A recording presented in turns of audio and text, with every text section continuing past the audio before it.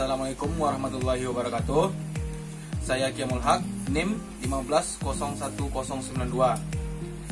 Dengan mata pelajaran bahan alam kelautan, saya akan menjelaskan tentang isolasi bioplankton. Kita masuk pada slide pertama. Kita akan membahas mikroalga. Mikroalga ini terbagi menjadi 10 macam. Dari divisi 8, mereka adalah berbentuk uniselular.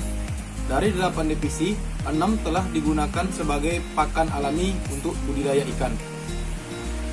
Setiap divisi alga tidak hanya memiliki fungsi khusus yang diberikan kontribusi untuk karakter kelompok, tetapi juga merupakan spesies yang juga membedakan nomor dari spesies lain. Menurut Yanuhar, mikroalga adalah keanekaragaman hayati yang sangat besar, di mana sekitar 40.000 telah dilepaskan atau dianalisis. Slide yang kedua itu tentang potensi pengembangan mikroalga lebih tinggi dibandingkan dengan tumbuhan tingkat tinggi. Itu ada 4 macam.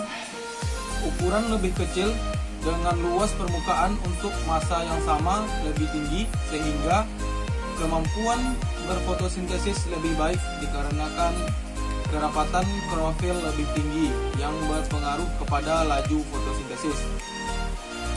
Dapat dikultur dalam dimensi volume sehingga pemanfaatan luas lahan sama hasil akan lebih efisien dan lebih besar. Daur hidup yang pendek mampu berkembang dengan cepat dalam waktu yang singkat, 3-7 hari setelah inkubasi.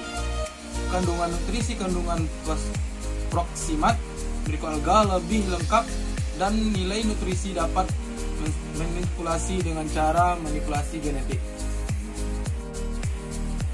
Kita masuk pada slide yang ketiga, yaitu klasifikasi mikroalga berdasarkan cara hidupnya. Itu terbagi menjadi 4. Yang pertama itu fitoplankton, yang kedua alga simbiotik, yang ketiga fitobentos, yang terakhir itu aerial algae. Akan menjelaskan tentang fitoplankton. Hidup bebas mengambang atau melayang di air, cara bergerak terbawa bebas mengikuti arus air, atau itu pasif. Ada yang aktif disebut dengan neutron. Biasanya alga simbiotik, hidup bersama dan saling berasosiasi dengan organisme lain. Keuntungannya adanya simbion adalah inang mendapat makanan sedangkan alga mendapatkan perlindungan. Lingkungan tetap dan zat-zat makanan. Kerugiannya adalah daerah penyerapan hara sinar untuk inang berkurang atau sempit. Yang selanjutnya itu fitobentos, hidup melekat pada substrat sesuatu di dasar perairan. Berdasarkan ukuran dibedakan menjadi mikroalga bentos dan mikroalga bentos, tergantung tipe substrat, rerumputan atau tumbuhan air dan arus air. Tipe substrat stabil, misalnya batu, dan tidak stabil, misalnya pasir.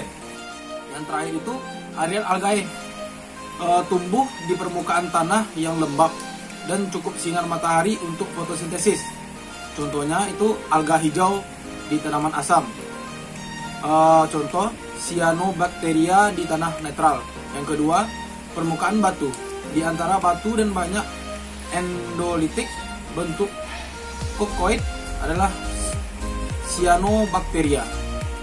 Ya, manfaat mikroalga sebagai energi terbarukan dan bersih telah diteliti untuk menggantikan bahan bakar fosil untuk kepentingan energi berkelanjutan dan lingkungan global.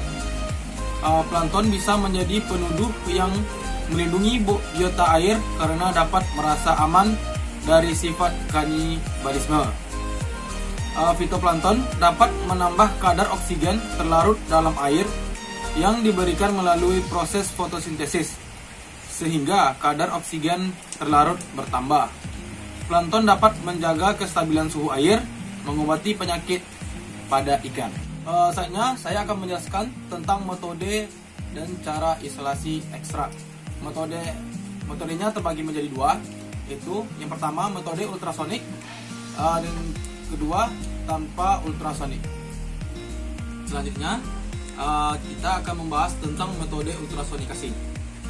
Yang pertama, disentrifugasi 2-10 mili suspensi alga pada 4 Celcius selama 10 menit kecepatan 4000 rpm. Setelah mengecek untuk sel-sel yang salah, hilangkan air di atasnya. Dan pelet ganggang beku pada suhu 8 Celcius. Selanjutnya ganggang dibekukan dalam keadaan gelap. Dan pelet ditimbang. Ganggang itu dibekukan kering karena keberadaan air dapat menyebabkan kerusakan pada klorofil melalui klorofiles. Segera setelah pengeringan, ganggang ditutup dengan pelarut yang sesuai dengan aplikasinya. Pigmen 1 mili aseton 100% nanograde untuk plat di bawah 0,5 mg, 3 mili untuk pel-pel yang telah lebih berat, asam lemak 4 mili diklorometana, 2:1 atau campuran metanol, dan 0,2 gram kuarsa tingkat analitik ukuran partikel 10-30 mikron ditambahkan sampel, kemudian ditempatkan dalam rendaman ultrasonik 35 Hz dan 80 W pada suhu 4 Celcius menggunakan air laut dan disonikasi selama 90 menit. Waktu sonikasi yang lebih pendek menghasilkan isis yang lebih rendah persen. Metode yang kedua itu tanpa ultrasonikasi. Ekstraksi maksimum ini metode dibandingkan dengan metode di mana solvent yang tepat ditambahkan ke ganggang beku kering dikocok secara manual selama 1 menit dan dibiarkan berdiri. Semua ekstraksi diikuti dengan ekstraksi yang kedua. Sampel disentrifugasi, pelarut asli dihilangkan dan pelarut baru ditambahkan untuk menentukan persentase pigmen dan asam lemak yang tersisa di ganggang. Prosedur eksperimental dari ekstraksi kedua identik dengan ekstraksi yang pertama. Kontrol yang relevan dengan hanya pasir dan pelarut juga dianalisis. Semua ekstraksi dilakukan dalam quintuplet. Setelah metode ekstraksi maksimum ditetapkan untuk kultur chemostat dari Sekenetmas, menerapkan pada kultur batch alga lain. Seperti contoh yang telah dilampirkan pada slide saya, itu Pseudomonas aerosa, Cyclotella manegihiniana, dan selanjutnya sampel diduplikat diambil dan efisiensi ekstraksi diperiksa terhadap metode kontrol. Selanjutnya itu kita masuk pada identifikasi. Identifikasinya ada 2 cara, yaitu dengan menggunakan HPLC dan dengan menggunakan grafik kromatogas. Analisa data dengan menggunakan analisis data dalam ANOVA 2 arah. Selanjutnya kita masuk ke hasil. Pigmen carotenoid utama yang ada pada S. obliquus adalah neoxanthin, loroxanthin.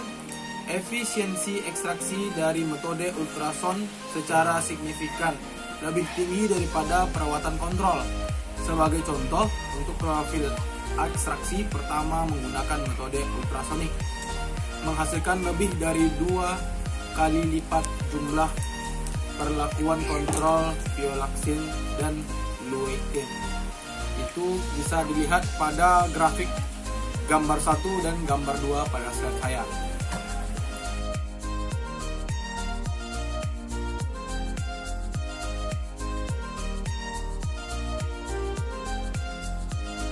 Sekianlah presentasi saya tentang bahan alam kelautan yang menjelaskan tentang isolasi bioplankton atau ekstraksi bioplankton.